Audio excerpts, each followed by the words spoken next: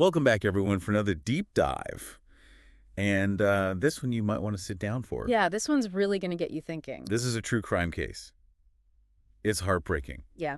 And it's honestly kind of baffling. What gets me about this one is how you can have, this perfect-looking life online, but behind the scenes, things are really messed up. It's true. Like a dark side. So our source material focuses on April Holt. She was a young woman who had a lash business. Oh, wow. Yeah, she was doing really well. And she was really popular on TikTok, sharing those positive messages. Like self-growth and stuff. Exactly, like self-improvement and just Yeah. being positive and, putting that out into the world. And on the surface, it seemed like she really had it all. A loving husband, great kids, successful career. The whole 9 yards. But behind that image, Yeah. a very different story was unfolding. It's scary to think about how much people curate their lives online. Oh, absolutely. You never really know the full story. Right. So April was found dead in her bathroom. And initially it was ruled a suicide. Oh. But her mother, Jamie, refused to accept that. Mm. And she went on her own quest to find the truth. Good for her. That's what a mom does, right? Absolutely. That motherly instinct, just knowing that something isn't right. Yeah, and it's amazing how Jamie used TikTok. She wasn't really familiar with the platform. Oh, real? At first, no, but she learned it. And she used it to bring awareness to April's case and to get support for her investigation. That's incredible. I mean, talk about turning a negative into a positive. For sure. Using this platform that she wasn't even familiar with to try to get justice. Yeah, and the police weren't really taking her seriously at first. Oh, I bet. But once she started gaining traction on TikTok, they had to pay attention. Wow, so she really used that platform to her advantage. Oh, absolutely. It's amazing how powerful social media can be. To really understand this case, though, we have to go back and look at April and Donovan's relationship. Donovan's her husband. Okay. They seemed really happy on TikTok. Always posting videos together, looking like the perfect couple. I've seen those types of couples online, all lovey-dovey. Yeah. But who knows what's going on behind closed doors? Exactly. And there's this one video I remember where they talk about how friendship is the secret to their relationship. Oh, interesting. Yeah, they're like, we're best friends first and foremost, that kind of thing. But that's what's so disturbing about this case. Right? They presented this picture-perfect image online, but Jamie tells a very different story. Oh, yeah. Doesn't she? According to Jamie, Donovan was actually very controlling and manipulative. Oh, wow. So the complete opposite of what they showed online? Yeah, and she gives some specific examples.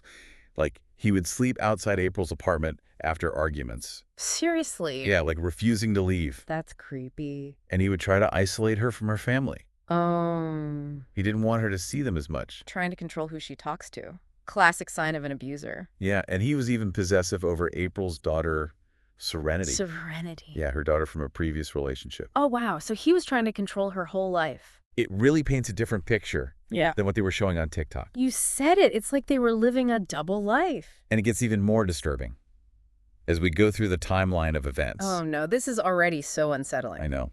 It's heavy stuff. So what happened next? Well, let's talk about the day of April's death. It started out like a normal day. April had even texted her mom about going to her son Denzel's football game. They were going to see the Barbie movie together. Oh, that's sweet. I know. It's heartbreaking. But then, hours later, Jamie gets this frantic call from Donovan saying April's unresponsive. Oh, my God. And that's where things take a really dark turn. I can't even imagine getting that call. Jamie rushes to the hospital, Of course. thinking, maybe it's an accident. But then she sees April on life support with bruises all over her body. Oh, no. And it just doesn't make sense. It's not right. Not at all. And then we find out that it was April's 7-year-old son, Denzel, who found her. 7 years old. Yeah. Oh, my God. He found her in the bathroom, unresponsive, with a trash bag duct taped over her head. Oh, my God. Are you serious? A trash bag. Yeah. Duct taped. Duct taped. Why would Donovan why would he send a child in there to see that? It defies logic. It's horrific. And it was at the hospital where Donovan made a big mistake. What did he do? He told April's grandmother everything about how he sent Denzel into the bathroom and describing the whole scene. Oh, he's so cowed. And the grandmother She was alarmed by his behavior, Oh, I bet. and this story just wasn't adding up. Right. So she immediately called the police. Thank God for her. Seriously. She might have saved the case. For sure. Without her, who knows what would have happened. And this just solidified Jamie's suspicions. She already knew Donovan's past behavior. Right. But seeing the bruises on April and that duct tape, Ah, that's so disturbing. it just didn't add up with Donovan's story. He probably said it was an accident or something. Yeah, like she slipped in the shower. Please. So manipulative. And as we'll see, Jamie's gut feeling was right. Her search for the truth uncovered a whole web of lies and manipulation. Oh, man. This is getting intense. And it ultimately led to a shocking confession. Okay, I'm on the edge of my seat. We'll get to that Okay. right after the break. So Jamie just wouldn't accept that suicide ruling. She was like, nope, something's not right here. She really wouldn't let it go. And that's when her journey for justice really kicks off. I mean, she could have just, been swallowed up by her grief and let the police handle it. But she didn't. She didn't. She turned her grief into action. She had to find out what happened to April. And what's really amazing is how she used TikTok for that. I know, right? It's not really a platform you associate with serious stuff like this. Yeah, it's all, dances and funny videos. But she turned it into this tool for justice. She did. She started posting updates about the investigation, highlighting problems with the police reports, and she started getting people's attention. Creating a whole community, demanding answers. It was really smart because she bypassed those traditional media outlets. The ones that can take forever to cover a story like this. Oh, for sure. And she was able to control the narrative. Exactly. She got to tell April's story, her waiting, Reaching a huge audience. millions of people. Wow. But it wasn't easy. She even got hit with a gag order. What? Seriously? Yeah, they tried to stop her from talking about the case publicly. That's messed up. It was. But she found ways around it. How? She got creative, using visuals and text in her videos To get her point across. without actually saying anything. Wow, that's clever. She was determined. She didn't let anything stop her. And it wasn't just online either. Jamie was doing her own investigating offline too. Really? Oh yeah. She got the full case file, reviewed every single piece of evidence, and she even filed a complaint against the police department. For not taking her seriously. Exactly, for mishandling the whole thing. Good for her. She didn't back down. She was like a dog with a bone. And you know what? Her persistence paid off. It did. Remember that detail about the fingerprints? Oh in yeah. the police report? The fingerprints on the duct tape Donovan's fingerprints. that sealed the bag over April's head. It's so chilling. I know. And the police tried to downplay it at first. Can you believe that? It's like they didn't want to see the truth. It's so frustrating. Jamie had to fight so hard just to be heard. It shouldn't be that way. It shouldn't. But that fingerprint evidence, that was the key It was the proof Jamie needed. to confront Donovan. And she did. What happened? She basically gave him two options. What were they? Tell her the truth. Or she goes to the cold case unit. Wow. It was a gamble. A big one. But it worked. He confessed He did. on the phone Yeah, he called Jamie. and admitted to everything. He confessed to killing April. Oh my God. And Jamie, She was recording the call. Kurt. she had done her research. So it would hold up in court. Exactly. So what did he say? In the confession. Well, he tried to say it was an accident. An accident. Yeah, during sex. Oh, come on. I know. But later, Jamie revealed something. What was it? That just 3 days before April's death, she had been sexually assaulted by someone else. What? So Donovan's story doesn't make any sense. Well, Why would April, who had just been through that, consent to anything like what Donovan's describing? It just doesn't add up. It sounds like he was jealous, controlling, and he snapped. And that confession, The one Jamie recorded. that was what blew the case wide open. The police had to take it seriously then. They did. They finally reopened the case. And Donovan was arrested. Where was he? He had fled to Texas, Of course he did. but they extradited him back to Tennessee. To face justice. It was a huge victory for Jamie. But the fight wasn't over. Not even close. So what happened next? Well, right now, Donovan's facing charges.